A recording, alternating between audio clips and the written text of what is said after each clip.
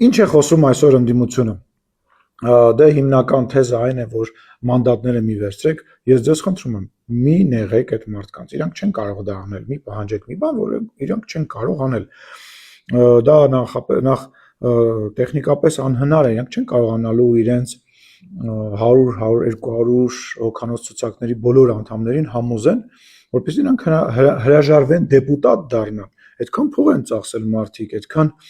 սխեմաներ են աշխատացրել, այդքան մարդիկ բանտում են հայտնվել ու դեռ հայտնվելու են, ոնց իրանք մանդատները չվերցնեն։ Էլ չեմ ասում, որ մանդատ չվերցնելը, եթե ինչ որ ձևով դա ստացվի, հա, որևիցե բան չի փոխելու, այլ падգամավորներ են հայտնվելու, այլ կուսակցություններ կհայտնվեն եւ դա իրականության մեջ բան չի փոխի։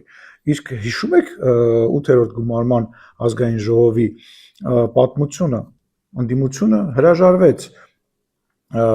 տարբեր պաշտոններից, Դոնթի Բանաձևով իրենց հասանելի ազգային ժողովի հանձնաժողովների ղեկավարների, հանձնաժողովների տեղակալների, ղեկավարների տեղակալների պաշտոններից եւ ինչ եղավ, ոչ մի բան, ազգային ժողովը կշարունակի եւ շարունակելու է աշխատել։ Թեպետ հետաքրքիր է, թե ոնց է օրինակ Հայաստան դաշինքը, այսինքն ինչ երեսով է, ան ինչ է դնելու, որ 8-րդ գումարման ազգային ժողովում իրանք չեն մասնակցել աշխատանքներին, չեն վերցել հանձնաժողովների ղեկավարների պաշտոնը, հիմա վերցնելու են, ինչ տարբերություն։ Այսինքն իրավիճակի մեջ են հայտնվել, ինչ վերաբերում է ուժեղ Հայաստանին, նախ ազգը սպասում է Սամվել Կարապետյանի ասուլիսին, հարցազրույցին, ինչ եղավ, գիշերը խոսքեր տալիս, որ առավոտյան հայտարարությամբ հանդես կգան, ինչ սպասումները չարդարացան, 1 միլիոն մարդու փող էր բաժանվել, բայց իրականում այդ բաժանված փողի դիմաց ընդամենը դրա 1/3-ի չափով ձայներ եկան, հա, դրա համար չգիտեք ինչ խոսեք, ել չեմ ասում, որ ստեղ ընդեղ գորգռում էիք, ինչ ենք ունենալու մենք 10 օր հետո, 29 մանդատ եք ունենալու դուք 10 օր հետո, ահա թե ինչ եք ունենալու դուք 10 օր հետո,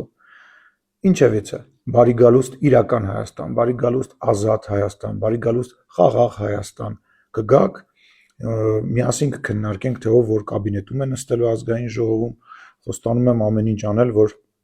լավ կաբինետներ ունենաք, կաշխատենք միասին, Նարեկ Կարապետյանը կլինի խմբակցության ղեկավար, եթե գա իհարկե ազգային ժողով, կամ ազգային ժողովի փոխխոսնակ կդառնա, ինչը վատ չի, ասեմ, պարլամենտական երկրում, Ռոբերտ Քոչյանը բնական է չի գա, կամ չի հասցնի գա, ենթադրում եմ, որ իրեն սպասում են շատ ավելի ուրիշ տեղերում, որտեղ ինքը վաղուց պետք է լիներ